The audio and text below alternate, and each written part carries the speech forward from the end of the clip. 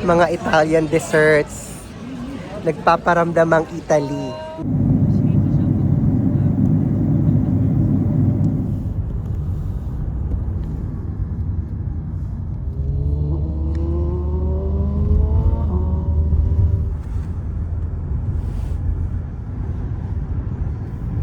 Where are we? We're in Rome.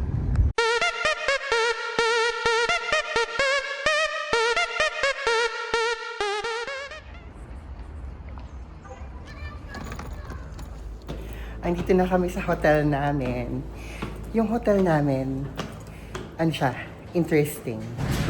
Kasi katabi siya nung Basilica of the Holy Cross of Jerusalem.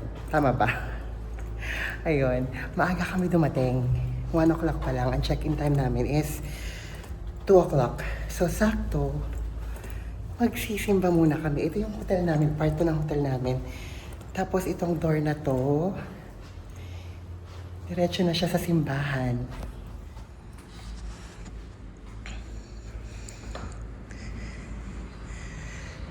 Yan, may access na ako.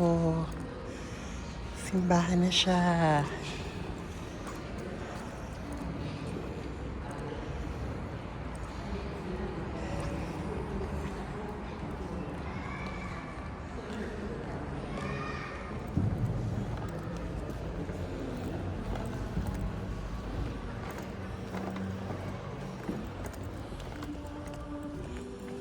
Ito na yung loob ng Basilica of the Holy Cross in Jerusalem. Or in Italian, it is Basilica di Santa Croce in Jerusalem.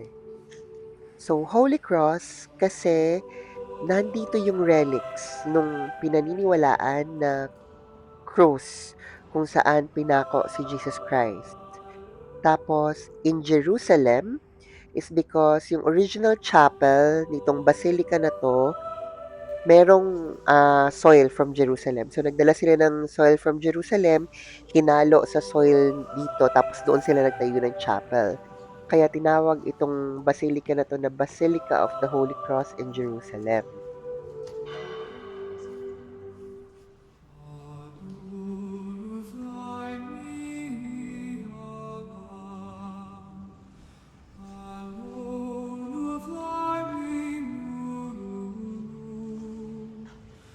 So, gawin naman nating relatable tong basilica na to sa religious Catholic belief nating mga Pinoy.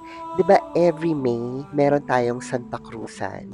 At ang highlight ng Santa Cruzan na yon ay ang Reyna Elena at ang Constantino niya. Ito on the way sa underground, from the basilica pababa, nandito ang Chapel of Saint Helen or si Reyna Emperatriz. Itong nakikita natin ngayon yung chapel niya. Si Reyna Elena kasi ang nagpahanap ng krus ni Christ. Si Reyna Elena rin ang nanay ni Constantine. Si Emperor Constantine ang unang Roman emperor na nag-convert into Catholicism. Nung naging Catholic sila, syempre believer na din yung nanay niya, pinahanap yung krus ni Jesus Christ at yung relics na nakuha nila from Jerusalem, dinala dito. At ito ngayon yung original chapel ng Holy Cross. So, in essence, yun yung backstory ng Santa Cruz natin. We can connect it to this church.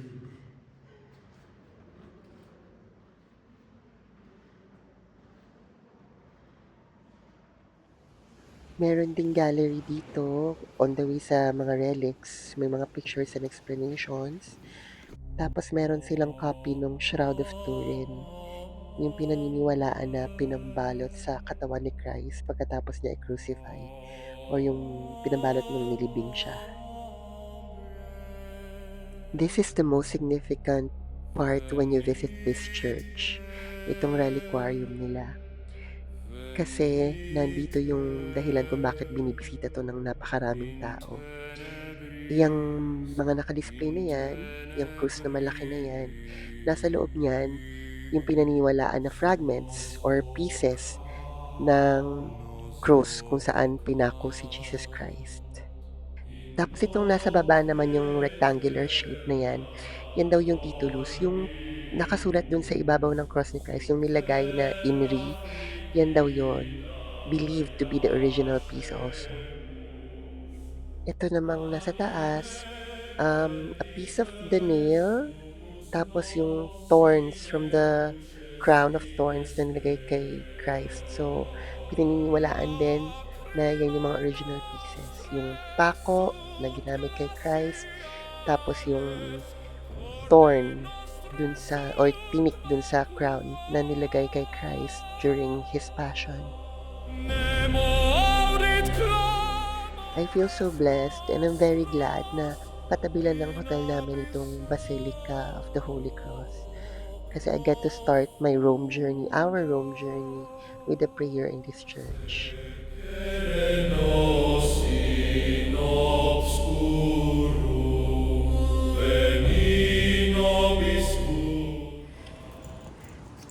Tapos paglabas mo ng Basilica, ito siya. May malawak na piazza.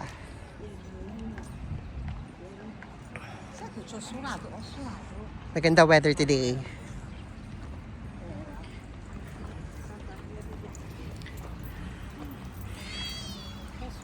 Ayan yung Basilica.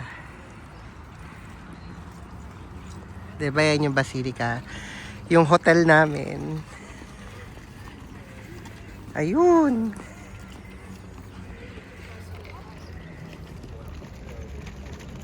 Yan yung hotel namin. So basically yung hotel namin attached sa Basilica. Ang galing.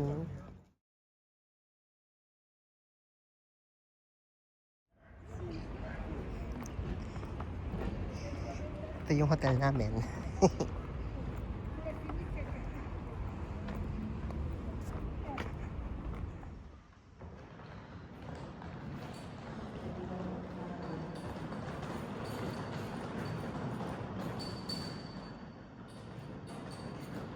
What's our room number? It's here. Nasa dormitory ng cathedral. Let's follow the sun.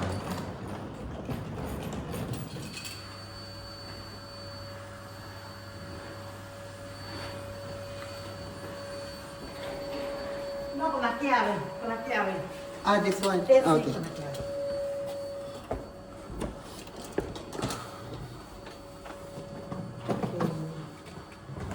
Let's see it. Wow, it's quite small.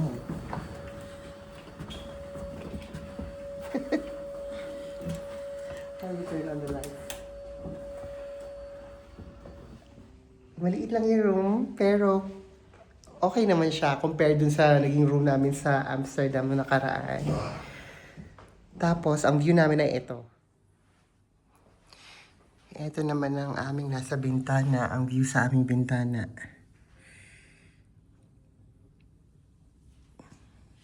Soccer field. Hindi na masama kasi mura tong room na to. Binayaran namin 200 plus lang siya for 3 nights. Tapos may sariling toilet kumpara yung naranasan namin sa Amsterdam na walang sariling toilet. Ang pula ng mata ko, I need my eye drop.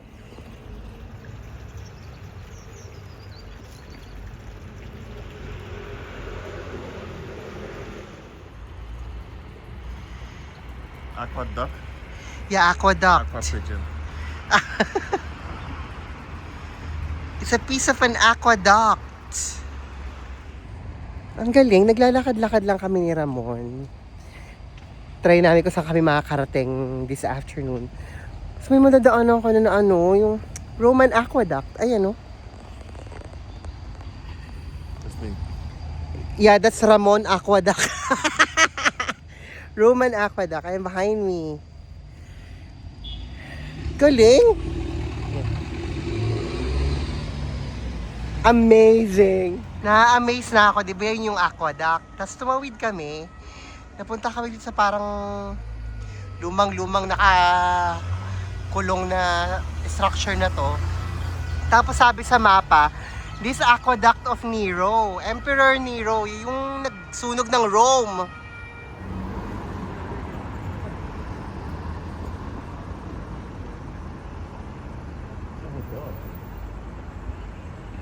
The white one. Where are we going? Colosseum. We're not stopping anywhere. No, we just want to walk and see all the old buildings. There's nothing to see. I just walk. I'm tired na. Just walk. How far is it? It's just around 700 meters. It's the end of the street. That's the Coliseum? That's the Coliseum? That's the Colosseum. I'm tired. Oh my God, ayan na yung Coliseum. Oh my gosh. Oh my gosh. Ang ganda.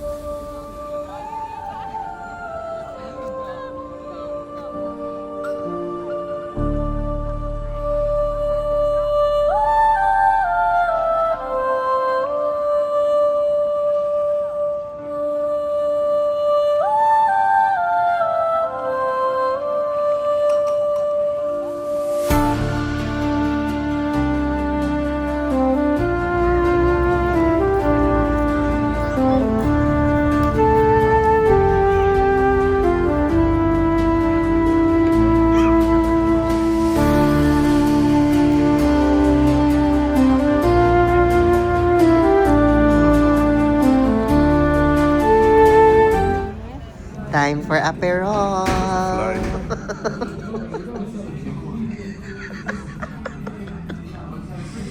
Nadasal. What's my head? On your face. Rosqueta. Stab it. Carbonara.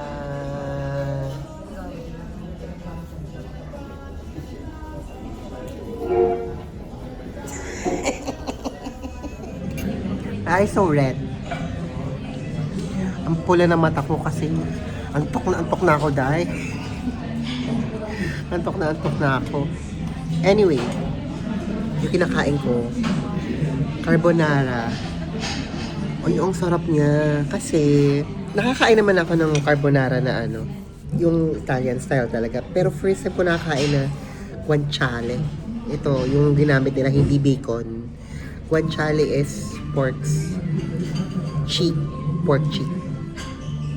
Ang sarap niya. Tapos, alam mo, naaalala ko sa lasa niya, yung ulo ng baboy na nilechon kapag New Year. Ganun, ang sarap niya. Share ko lang. Tapos na kami mag-dinner, so lakad-lakad na ulit. This is my first time in Rome and I'm really in awe. Kasi everywhere you turn may makikita ka. Tapos naglalakad ka lang, biglang may makikita kang ganitong ruins.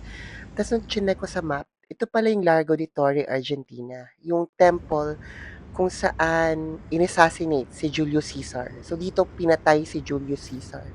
Sobrang unplanned, nadaanan lang namin. Ang sasarap. Bili muna kami ng pastry before umuwi sa hotel. Mga takot magutom.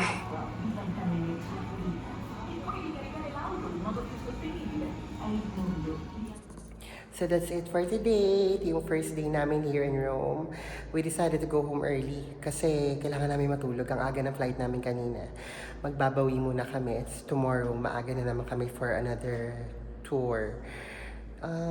Itong hotel namin, okay naman. Maayos yung room, maliit, pero maayos. Kompleto, may sariling toilet. Tapos diba nga, kadugtong siya nung Basilica. Tapos na-realize ko, dati siyang kumbento. Parang siguro dating kumbento. Ayan yung hall niya, oh. Medyo, siguro imagination ko lang to. Nakikiripihan ako kasi naalala ko yung school ko nung college. Siya na college. Eh, di ba, nakakatakot dun pag gabi eh. Well, anyway, thank you for watching. I'll have more videos. Hope you watch them too. Until next time, tudoy!